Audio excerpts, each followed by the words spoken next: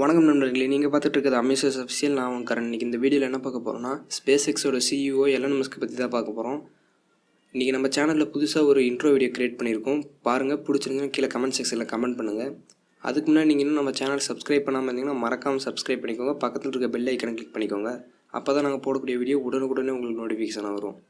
வாங்க இன்றைக்கான வீடியோக்குள்ளே போகலாம்.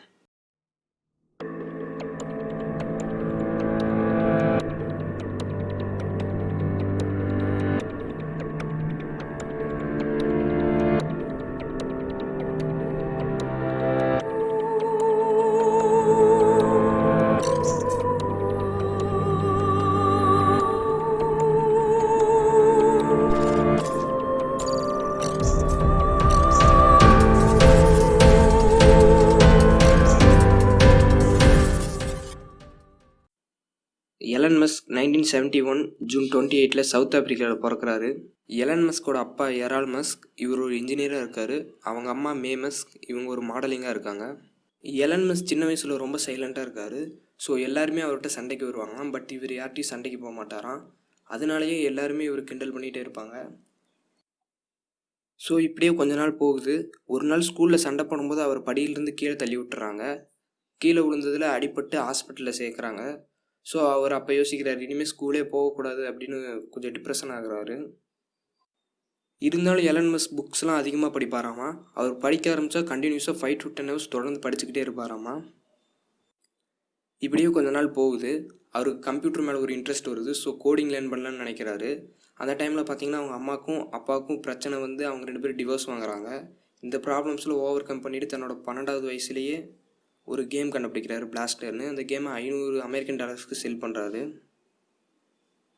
தென் அவங்க அம்மா அப்பா டிவோர்ஸ் வாங்கினதுக்கப்புறம் எலன் மஸ்க் தன்னோட அப்பா எரால் மஸ்க் கூடயே இருக்கார். அவருக்கு சவுத் ஆஃப்ரிக்காவில் இருக்க பிடிக்கல. ஸோ ஃபஸ்ட்டு கனடா போகிறாரு. அங்கே பிஸ்னஸ் அண்ட் ஃபிசிக்ஸில் டுவெல் டிகிரி கம்ப்ளீட் பண்ணுறாரு. தென் பிஹெச்டி பண்ணலான்னு யூஎஸ்ஏ போகிறாரு. அங்கே கோர்ஸில் ஜாயின் பண்ண 2 daysலேயே டிஸ்கன்டினியூ பண்ணுறாரு. பிகாஸ் அந்த டைமில் இன்டர்நெட் க்ரோ ஆகிறது அவருக்கு தெரிய வருது. ஸோ இன்டர்நெட் பேசிங் கம்பெனி ஏதாவது க்ரியேட் பண்ணலான்னு திங்க் பண்ணுறாரு. ஸோ ஜிப்டுன்னு ஒரு கம்பெனி க்ரியேட் பண்ணுறாரு. அந்த கம்பெனியில் லோக்கல் பிஸ்னஸ் இன்ஃபர்மேஷன்லாம் கொண்டு வராரு. தென் இந்த பிஸ்னஸ் சக்ஸஸ் ஆகுது. கொஞ்ச நாளுக்கு அப்புறம் இந்த கம்பெனியில் இன்வெஸ்ட் பண்ண எல்லாருமே லாபமாக்கணுங்கிறதுக்காக காம்பேக் அப்படின்னு ஒரு கம்பெனிக்கு $307 மில்லியன் இந்த கம்பெனியை செல் பண்ணுறாங்க. எலன் மஸ்க்கு இதோட ஷேர் $22 மில்லியன் கிடச்சிது. இந்த டைமில் பார்த்தீங்கன்னா இவருக்கு மேரேஜ் எல்லாம் முடிஞ்சிருச்சு. எலன் மஸ்க் 22 மில்லியன் எர்ன் பண்ணக்கப்புறமா அவர் போதும்னு நிறுத்தலை. எலன் மஸ்க் தாங்கிட்ட இருந்த எல்லா பணத்தையும் இன்வெஸ்ட் பண்ணி 𝑥.comனு ஒரு டிரான்சாக்ஷன் கம்பெனி க்ரியேட் பண்ணுறாரு. ஃபினான்ஸ் ஃபீல்டில் ஒரு ரெவலேஷனை க்ரியேட் பண்ணணும்னு நினைக்கிறாரு. ஸோ இந்த கம்பெனி க்ரியேட் பண்ணுறாரு. பிகாஸ் அந்த டைமில் செக் மட்டும்தான் இருந்துச்சு. டிரான்சாக்ஷன் பண்ணணுமா ஒரு இடத்துலேருந்து இன்னொரு இடத்துக்கு செக் வரதுக்கு லேட் ஆகும். கொஞ்ச நாளுக்கு அப்புறம் 𝑥.comமும் பேபாலும் மெர்ஜ் ஆகிக்கிறாங்க. தென் நேம் பேபால்னே சேஞ்ச் பண்ணிக்கிறாங்க. எல்லோரும் இந்த கம்பெனி செல் பண்ணலான்னு முடிவு பண்ணுறாங்க. பட் எலன் மஸ்க் மட்டும் செல் பண்ணக்கூடாதுன்னு சொல்கிறாரு. பட் என்னதான் இருந்தாலும் அவர் ஒன் ஆஃப் த பார்ட்னருங்கிறனால அவரால் எதுவும் பண்ண முடியல. ஃபைனலாக 2002 ஈபேன்னு ஒரு கம்பெனிக்கு பேபாலை $1.5 பில்லியன் செல் பண்ணிடுறாங்க. இதில் $180 மில்லியன் எலன் மஸ்க்கு ஷேராக கிடச்சிது. எலன் மஸ்க் இதோட மட்டும் நிறுத்தலை. ஹியூமன் லைஃப்பை சேவ் பண்ணுறதுக்காகவும் அவங்கள மல்டி பிளானட்டரி ஸ்பெசிஸாக மாற்றணுங்கிறதுக்காகவும் தாங்கிட்ட இருந்த $150 மில்லியன் இன்வெஸ்ட் பண்ணி 3 கம்பெனி ஸ்டார்ட் பண்ணுறாரு. SpaceX, Tesla, SolarCity. Elon Musk இது மாதிரி பண்ணிகிட்டு இருக்கனால அவரோட ஒய்ஃபுக்கு பிடிக்கல. ஸோ அவங்க ஒய்ஃப் டிவோர்ஸ் வாங்கிட்டு அவர்கிட்ட தனியாக பிரிஞ்சு போயிடுறாங்க.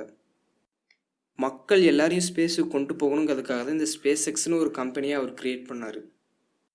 ஸ்பேஸ் எக்ஸ் ரீயூசபிள் ராக்கெட் லான்ச்சர்ஸை க்ரியேட் பண்ணணும்னு நினச்சாங்க.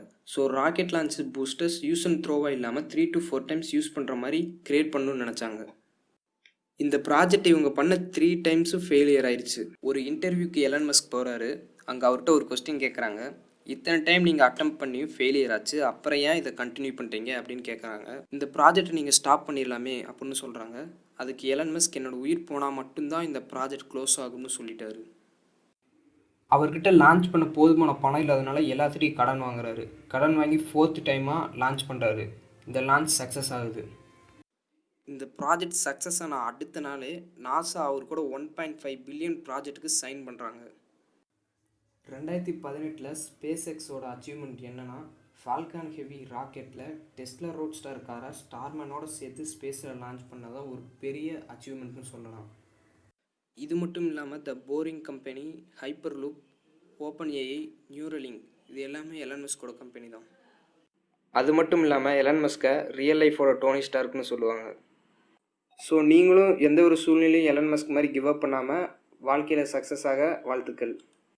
உங்களுக்கு இந்த வீடியோ பிடிச்சிருந்துச்சுன்னா லைக் பண்ணுங்கள், உங்கள் ஃப்ரெண்ட்ஸுக்கு ஷேர் பண்ணுங்கள், மறக்காமல் நம்ம சேனல் சப்ஸ்கிரைப் பண்ணுங்கள். தேங்க்ஸ் ஃபார் வாட்சிங். பாய்.